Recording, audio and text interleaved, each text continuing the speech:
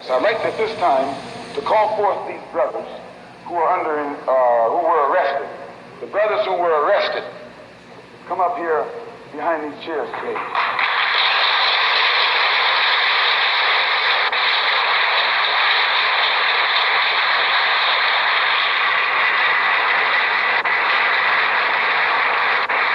They were suspects.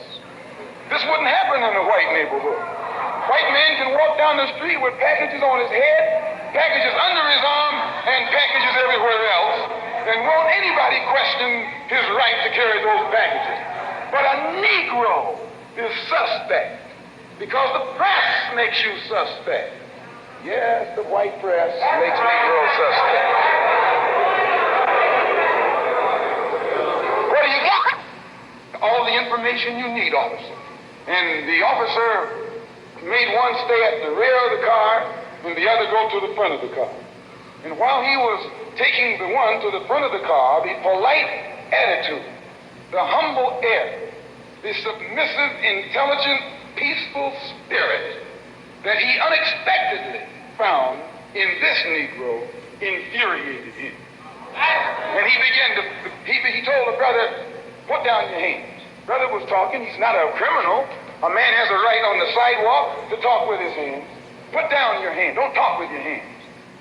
And when the brother continued to gesture with his hands, the officer grabbed his hand, twisted it around behind his back, flung him up against the car, and then that's when hell broke loose. That was when hell broke loose. A struggle ensued.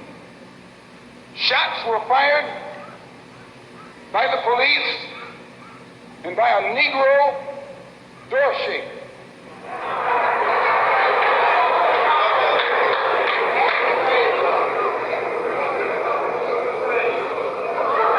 An alarm went out. When the alarm went out, instead of the police going to the place where the incident occurred, the police went 1 block away to the temple. When they arrived there, they got out of their cars with their guns smoking. You would have thought it was Wyatt, what his name? Wyatt Earp. I'm telling you, they came out of those cars and we have enough witnesses to hang them with their guns smoking. Chief Parker knows this, Mayor Yardy knows this, and every police official in the city knows that. They didn't fire no warning shots in the air. They fired warning shots point blank at innocent, unarmed, defenseless Negroes. As I say, 2 of the brothers were shot in the back. Another was shot in the shoulder. Another was shot, 2 of them were shot, excuse the expression, through the penis.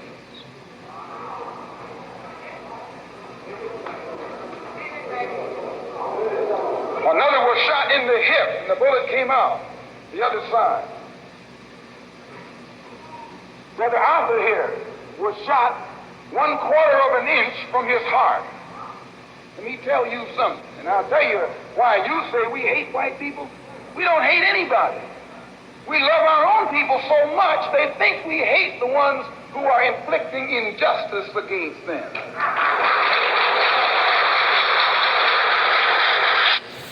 And who has been shot, the bullet having passed 1/4 of an inch through his heart. I'm not going to let him talk, which I think you can understand why.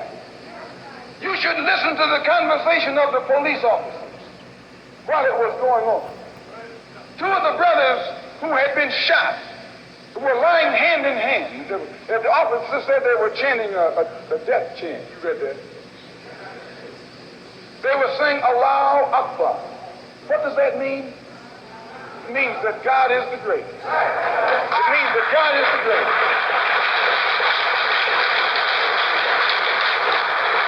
Understand, this that the white officer called a death chant was a prayer.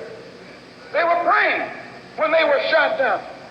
They were saying, Allah Akbar. And it shook the officer up because they haven't heard black people talk any kind of talk but what they talk.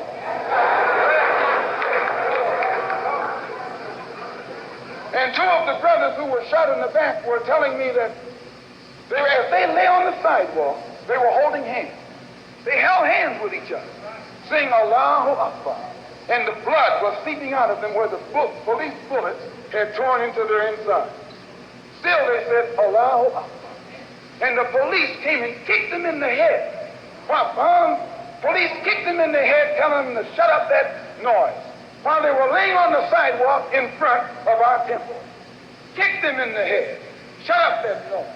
And one of them, when he was on his way to the police station in the ambulance, one of the ambulance attendants told the white cop, "Why don't you kill the nigger?" He said, I'll tell him that he tried to get away. Why don't you kill the nigger while you got a chance? And I'll swear that he tried to get away. If he didn't say this, then I need to be put in jail, and I'll gladly go. One of them who was being taken to jail in a police car. As the ambulance sirens were coming to the place, one of the policemen said to the other, "What are the ambulances rushing for?" "Nothing but some niggers." So he looked in and saw the Muslim brother sitting beside him, and he said, and he shut up. But after he got to the jail, the same officer that said this turned to the brother and said, "I hope that you didn't get offended by what I said back there under the heat of emotion, because some of my best friends are colored." That's what he said. That's his password. Some of my best friends are colored.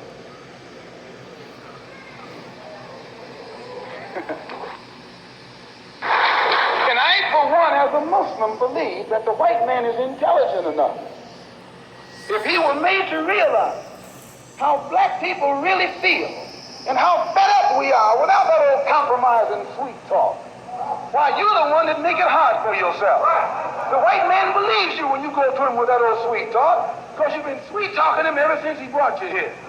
Stop sweet talking. Tell him how you feel. Tell him what kind of hell you've been catching, and let him know that if he's not ready to clean his house up, if he's not ready to clean his house up, he shouldn't have a house. It should catch on fire and burn down.